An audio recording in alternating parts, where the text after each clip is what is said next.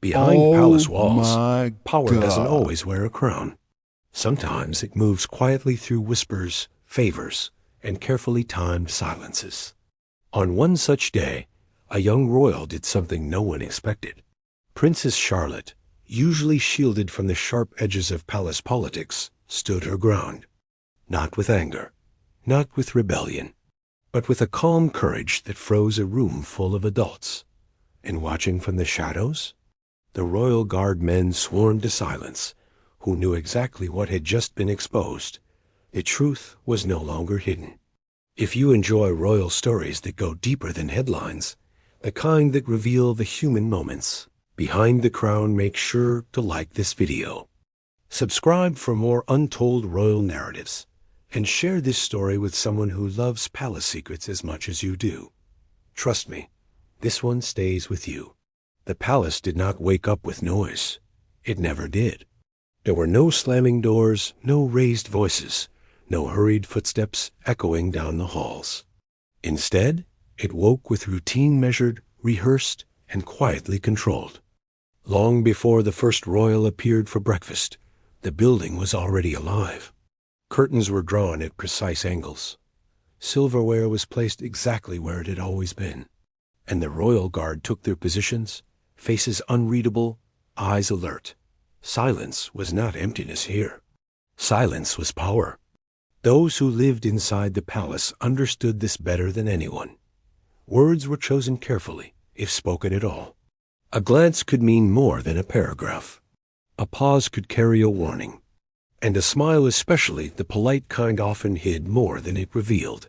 For Prince William and Catherine, the palace had always been a place of balance. They had learned to live between tradition and change, between duty and warmth. Their children, however, were growing up inside a world even adults struggled to fully understand. Every step they took was watched, every word remembered, every moment quietly judged. Princess Charlotte, despite her young age, sensed this. She did not know the rules in the way adults did. No one had ever sat her down and explained palace hierarchies or long-standing tensions. But children, especially observant ones, notice patterns. Charlotte noticed how conversations shifted when certain people entered the room. She noticed how laughter sometimes stopped too quickly. She noticed how the air itself seemed to change. Most of all, she noticed silence. At family gatherings, Charlotte often sat quietly, her legs swinging beneath chairs far too big for her. She listened more than she spoke. While others talked around her, she watched faces. Who leaned forward? Who leaned back? Who avoided eye contact? Who smiled just a little too long? The royal guard noticed this too. To the outside world, the guards were symbols, tall, still, ceremonial. But behind the polished boots and formal posture were trained professionals. Their job went far beyond protection. They observed, they remembered, they understood patterns of behavior the way others understood weather. And they understood that the palace, for all its beauty, was built on unspoken agreements. One such agreement was simple. Children stayed out of adult matters. It was an unwritten rule, enforced not by orders, but by expectation. Children were present, but not involved. Seen, but not heard.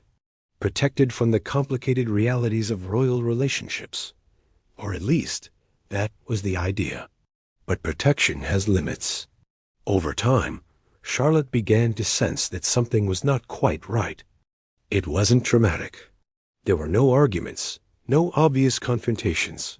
It was subtle. A change in seating arrangements. A conversation that stopped when she entered the room. A gentle redirection when she asked innocent questions. Why does everyone get quiet sometimes? Why do people smile when they look upset? Why does it feel heavy in here? Adults answered with gentle deflections. You're imagining things. Everything is fine. Go play. Yet the feeling remained. On one particular afternoon, the palace felt heavier than usual. The sky outside was gray, clouds pressing low against the windows as if listening. Inside, the atmosphere was polite but tense one of those days when nothing was said, yet everything seemed to matter. Senior members of the family were gathered in one of the drawing rooms. Tea was served. Chairs were arranged just so. The royal guard stood at their posts, silent as statues, but fully aware. Charlotte sat nearby, coloring quietly. Or at least, that's what everyone assumed she was doing. In reality, she was listening. The conversation flowed smoothly on the surface. Discussions of schedules, public appearances, charity events. But beneath it all ran a current controlled, restrained, unmistakable to those trained to feel it. Camilla's presence changed the room in ways that were hard to define but impossible to ignore. She spoke calmly, politely, with the confidence of someone who knew her place. Her words were measured, her tone steady. And yet, every sentence seemed to redirect the conversation just slightly. Nothing overt, nothing rude, just small adjustments. The adults noticed, even if they pretended not to. The royal guard noticed most of all. This was how influence worked in the palace. Not through commands, but through positioning. Not through confrontation, but through suggestion. It was a language of its own one. Charlotte had never been taught, but was slowly learning. At one point, Charlotte looked up from her coloring. Her eyes moved from face to face. She sensed something shifting, like the moment before a storm when the air feels wrong. She didn't understand schemes or strategy. She didn't know the history that weighed on the room, but she understood fairness. She understood when someone felt uncomfortable, and she understood when silence was being used to hide something. The royal guard exchanged brief, almost imperceptible glances, not because of what was being said, but because of who was watching. Charlotte's expression had changed. She wasn't frowning. She wasn't upset. She looked focused, thoughtful, as if pieces were coming together in her mind, forming a picture no one had expected her to see. This was the danger of silence. When adults refuse to speak, children don't stop listening. They simply listen harder. Around the room, conversation continued, smooth and controlled. Teacups clinked softly. Smiles appeared on cue. Everything looked perfectly normal. But beneath the calm surface, something fragile was forming. Charlotte shifted in her seat, the crayon paused in her hand. She looked up again, this time holding her gaze just a second longer than usual. One of the guards noticed. He had seen this look before, not in children, but in new recruits just beginning to understand the weight of responsibility. It was the look of realization. And in that moment, standing silently along the wall, the royal guard understood something important. The palace was built on silence. But silence, once noticed, loses its power. And Princess Charlotte had noticed. What no one in the room realized, what no one was prepared for, was that this quiet awareness was only the beginning. The rules that kept the palace steady were about to be tested, not by rebellion, not by anger, but by a simple, honest truth spoken at the wrong, or perhaps exactly the right moment.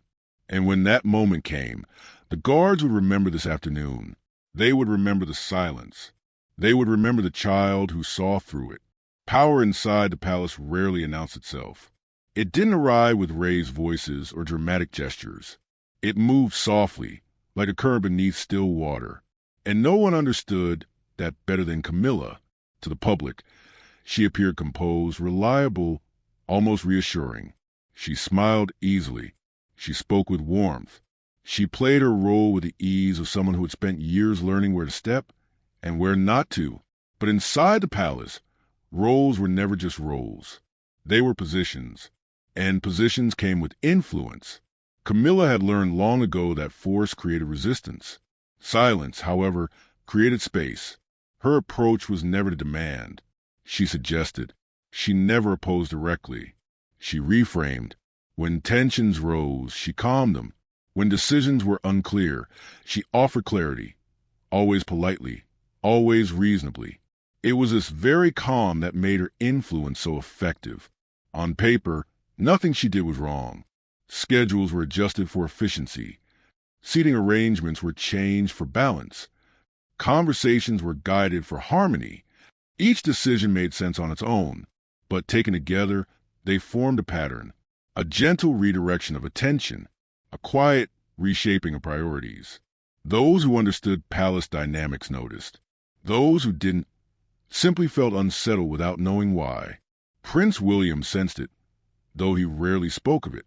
He had grown up surrounded by careful words and hidden meanings. Experience had taught him when to listen and when to wait. Catherine, too, noticed the shifts. She was perceptive, emotionally attuned, aware of undercurrents others missed. Yet both understood one unbreakable rule. Public harmony came first. You didn't challenge quietly made decisions without clear reason. Doing so risked opening doors best left closed. Camilla counted on this. She never pushed too far, never crossed lines that could be clearly pointed out. Instead, she worked within tradition, using it as both shield and tool. If questioned, she could always explain herself, and often her explanations were reasonable. That was the brilliance of it. But what Camilla underestimated was not William or Catherine. It was not the advisors or the courtiers. It was the idea that someone without status, someone without a voice, might see the pattern clearly. Children were often dismissed as unaware, distracted by toys and games. Their presence was considered harmless, safe. Charlotte was considered safe. From Camilla's perspective, Charlotte was simply there, quiet, polite, easy to overlook, a child coloring in the corner, while adults handled important matters. But Camilla had overlooked something crucial. Charlotte wasn't distracted. She was observing. She noticed how Camilla often positioned herself near conversations that mattered, how her comments gently steered discussions without sounding forceful, how people nodded, not because they were convinced, but because it was easier than questioning. Most adults didn't realize they were being guided. Charlotte did, not because she understood strategy, but because she felt imbalance.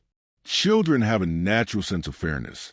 They notice when things don't line up emotionally, even if they can't explain why. And Charlotte felt it. She noticed when her mother's voice softened in a way that suggested restraint. She noticed when her father's jaw tightened briefly before relaxing again. She noticed when laughter felt practiced. And she noticed Camilla, not with suspicion, with curiosity. Why did everyone listen so closely? Why did rooms feel different when she spoke? Why did decisions seem final before anyone else finished talking? These were not accusations. They were observations. Meanwhile, the royal guard continued their quiet watch. Guards were trained to notice influence. It mattered who stood where, who entered first, who others instinctively deferred to. Over time, patterns emerged, and Camilla's presence had become a constant factor in many of them. Still, influence was not wrongdoing. There was no rule against guiding conversation, no law against suggestion, no breach of protocol. And so, the guards did what they were trained to do, remained silent, until silence itself became noticeable. On another afternoon, similar to the last, the family gathered again. Different day, same atmosphere. Polite conversation flowed easily, but the tension lingered like an unspoken question. Charlotte sat beside her mother this time. No crayons, no distractions, just quiet attention. Camilla spoke calmly, suggesting a change to an upcoming engagement. Her reasoning was sound. It always was. Others nodded as expected. Charlotte glanced up at Catherine. There was a pause, brief, almost invisible, but Charlotte caught it.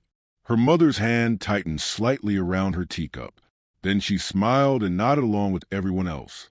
That small moment struck Charlotte deeply. Why did Mama say what she was thinking? Why did everyone agree so quickly? Children often ask questions adults are afraid to. Charlotte didn't ask them out loud. Not yet. The royal guard noticed her glance. They noticed the way she leaned forward slightly, as if trying to understand something just out of reach. One guard, a veteran with decades of service, felt an unexpected unease. He had seen this before, not in royal children, but in moments before change, when someone who had been silent began to notice the rules. Camilla, for her part, remained calm. She had no reason to suspect anything. To her, the room was under control. The system worked as it always had. But systems depend on agreement, and agreement depends on silence. Charlotte was beginning to question that silence, not with defiance, but with sincerity. She didn't want to challenge authority. She wanted understanding. That made her far more dangerous than anyone realized. As the meeting ended and people began to rise from their seats, Charlotte remained still. Her small hands rested in her lap. Her eyes followed Camilla as she moved across the room, gracious and composed. The royal guard shifted subtly, their attention sharpened. Something was coming. Not immediately, not dramatically, but inevitably. Camilla's strategy had worked because no one openly opposed it, but it had also created a space, an emotional gap that a child had noticed. And once noticed, it could not be unseen. Charlotte didn't know how or when she would speak. She only knew that something felt wrong, and that staying quiet didn't feel right anymore. The palace remained calm. The routines continued. Smiles stayed in place. But beneath it all, the silence was thinning. And soon, someone unexpected would break it. There are moments in history that arrive without warning. No trumpet, no announcement, just a quiet second where everything changes. Inside the palace, that moment came not during a grand ceremony, but in a small, elegant sitting room where everyone believed the rules were firmly in place. It was another controlled afternoon. Sunlight filtered through tall windows, casting soft patterns across polished floors. The adults gathered spoke in calm tones, discussing future plans with practiced ease. On the surface, everything felt ordinary, predictable, but for Charlotte, something felt different. She sat upright, hands folded, listening more closely than ever before. The conversation sounded familiar, yet the weight behind them had grown heavier. She felt in her chest, like holding a breath for too long. Her gaze moved slowly across the room. Her father, her mother, Camilla, the others. Then Camilla spoke. Her voice was smooth, steady, confident. She suggested another small adjustment. Nothing dramatic, nothing controversial. A change that would once again reshape plans without appearing to do so. Heads nodded. No objections. Silence followed, polite and complete. That was when Charlotte felt it. Not anger, not fear, clarity. She turned toward her mother, searching her face one last time. Catherine's expression was composed, gentle, but restrained. It was the same look Charlotte had noticed before, the look of someone choosing silence for the sake of peace. Charlotte's heart beat faster. She didn't fully understand why, but she knew something important was being left unsaid. And for the first time, she felt that it was wrong to let it pass. Her voice was small, but it was steady. Why does everyone always agree? The words were simple, innocent, but they cut through the room like a sudden change in temperature. Conversation stopped, not gradually, instantly. Teacups paused midair. Smiles froze. The air itself seemed to tighten. Every adult in the room turned toward Charlotte, surprised not by what she said, but by the fact that she said anything at all. Children didn't question decisions. They didn't interrupt. Charlotte had done both. Camilla blinked just once.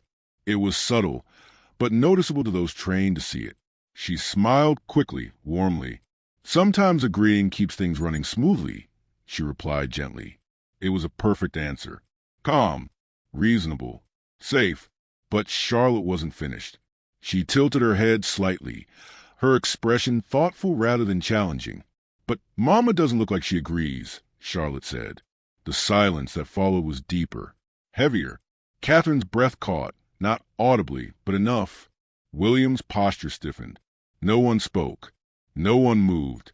The royal guard felt it immediately. This was no longer an innocent question.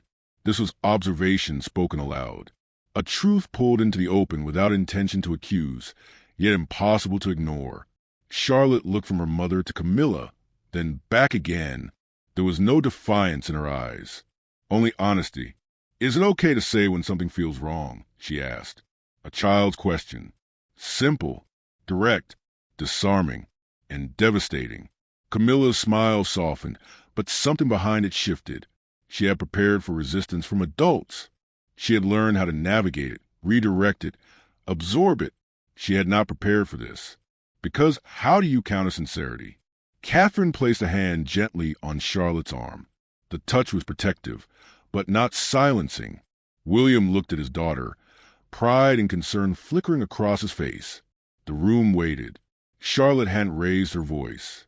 She hadn't accused anyone. She had simply spoken what everyone felt and no one dared to say. And the royal guard understood something in that moment. The silence had been broken, not with force, but with truth. Camilla responded carefully.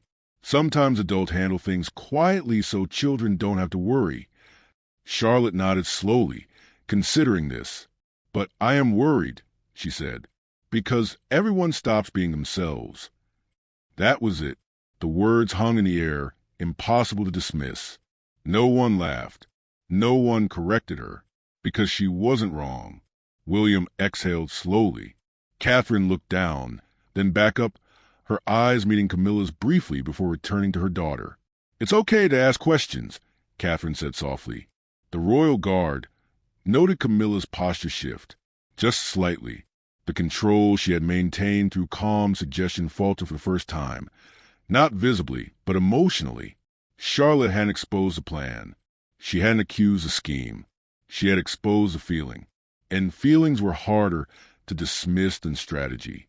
Camilla nodded, acknowledging Charlotte with grace. But the room had changed. The rhythm was broken. The easy flow of influence no longer moved unnoticed. Adults began to speak more carefully. Words were chosen with new awareness. Silence no longer felt safe. It felt observed. Charlotte leaned back into her chair, unaware of the magnitude of what she had done. She wasn't trying to challenge authority. She was trying to understand fairness. The royal guard, sworn to neutrality, felt a quiet respect. They had protected royalty from danger for years. Today, they had witnessed something rarer. A child had protected truth. As the gathering ended, Camilla excused herself politely. Conversations resumed, but they were different now, less automatic, more deliberate. Charlotte stood and took her mother's hand. Catherine squeezed it gently. Outside the room, the guards returned to stillness.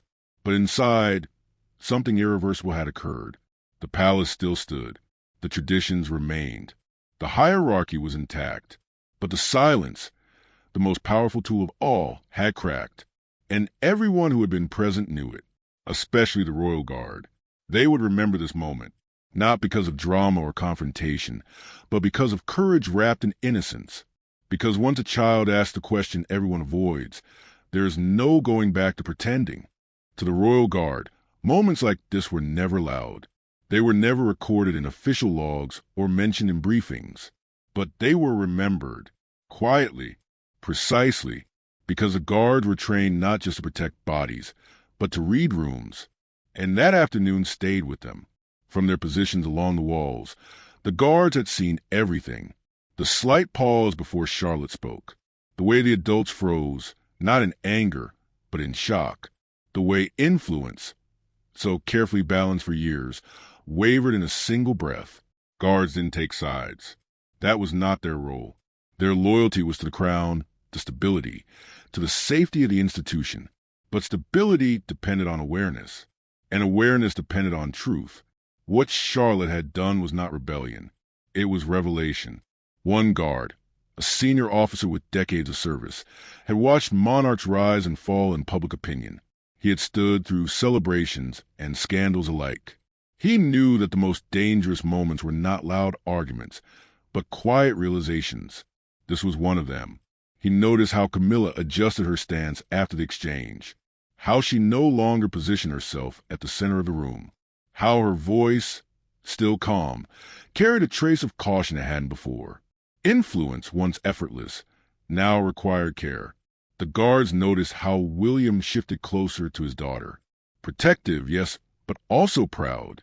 They noticed Catherine's composure return, stronger somehow, as if something unspoken had been acknowledged. These were not things anyone would comment on, but to trained eyes, they mattered. After the gathering ended, the palace returned to routine. But routines are deceptive. They make change look invisible. The guards rotated shifts. Corridors emptied. Doors closed softly. Yet in the quiet moments between duties, glances were exchanged. Not gossip, recognition. A line had been crossed, not by disobedience, but by honesty.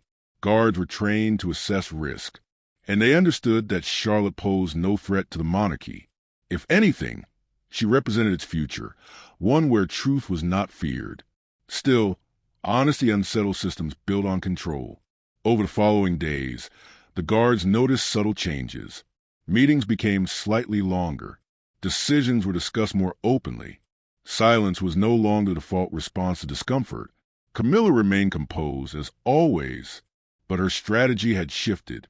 Suggestions came with more explanation. Influence was shared more carefully. This wasn't defeat. It was adaptation. The royal guard understood adaptation well. Survival depended on it.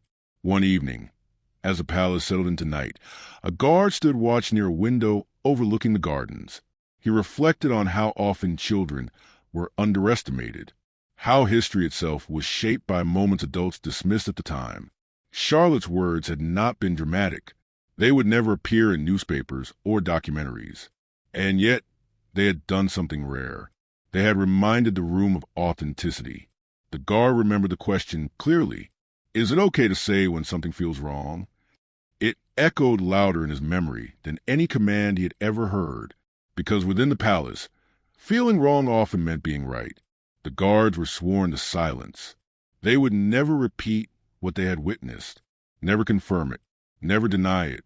Their faces would remain neutral, their posture unchanging. But loyalty did not mean blindness. In private, among themselves, the guards acknowledged the truth. The system had been challenged in the most unexpected way, and it had held, not by crushing challenge, but by absorbing it. That was strength. Charlotte continued her days as any child would. Lessons, laughter, small routines that looked ordinary to outsiders. But the guards watched her differently now, not with concern but with respect. They had seen courage before, in soldiers, in leaders, in moments of crisis. Seeing it in a child was something else entirely. One morning, as Charlotte passed through a hallway, she smiled at one of the guards. Just a child's smile. Polite, unaware. The guard nodded in return, his expression unchanged. But internally, he felt something rare in his profession. Hope.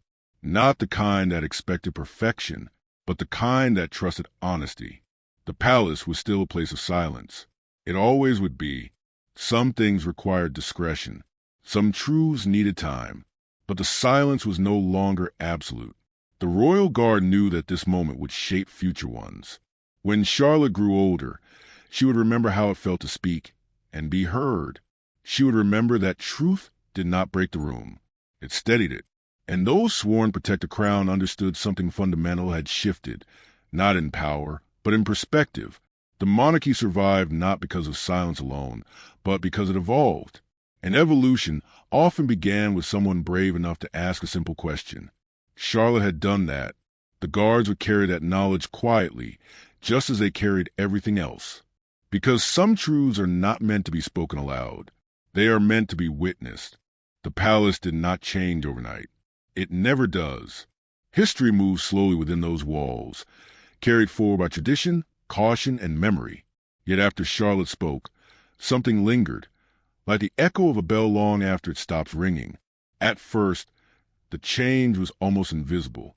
Breakfast continued as usual. Engagements were planned. Smiles were exchanged for cameras. To the outside world, nothing was different. But inside, the tone had shifted. Conversations paused more often. People listened a little longer before responding. Silence, once automatic, was now considered. Charlotte returned to her routines, unaware of the quiet legacy she had begun. She laughed freely, asked questions endlessly, and spoke with a natural honesty only children possess. No one told her she had done something extraordinary. No one needed to. William noticed first. He found himself speaking more openly during private discussions, choosing clarity over convenience. Not defiantly, just honestly. Catherine noticed it too. She felt lighter, less restrained.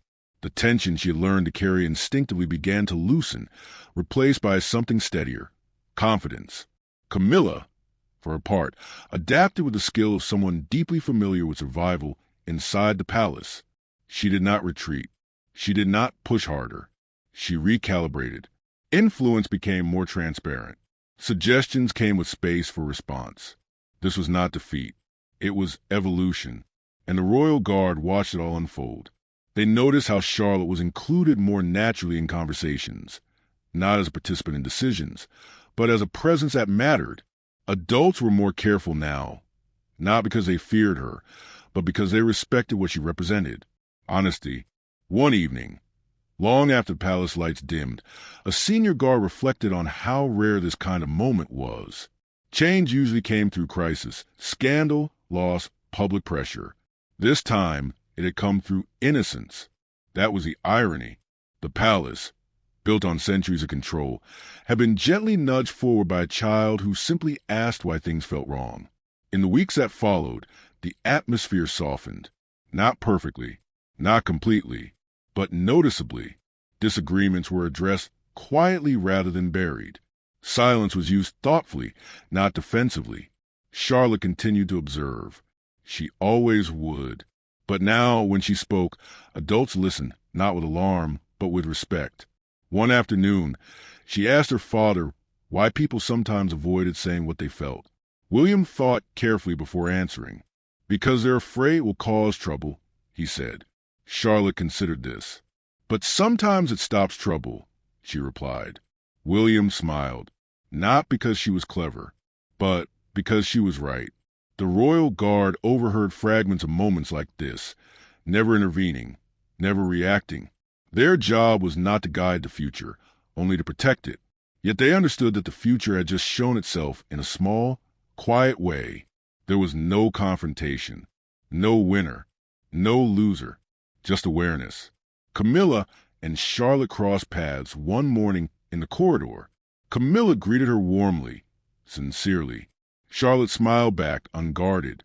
There was no tension between them, only understanding. Children do not hold grudges the way adults do.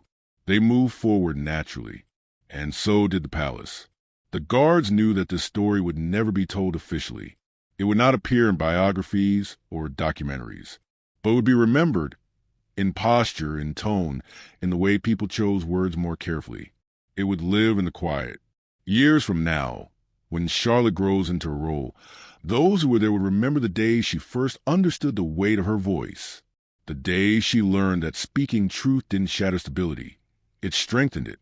The royal guard would still be there, watching from the edges, sworn to silence, sworn to duty. But inside they would carry this truth, that the strongest moments are not always commanded. Sometimes they are asked, and sometimes the most powerful change begins with a child brave enough to notice that something isn't right, and gentle enough to say it aloud. The echo faded, but its meaning remained. Crown,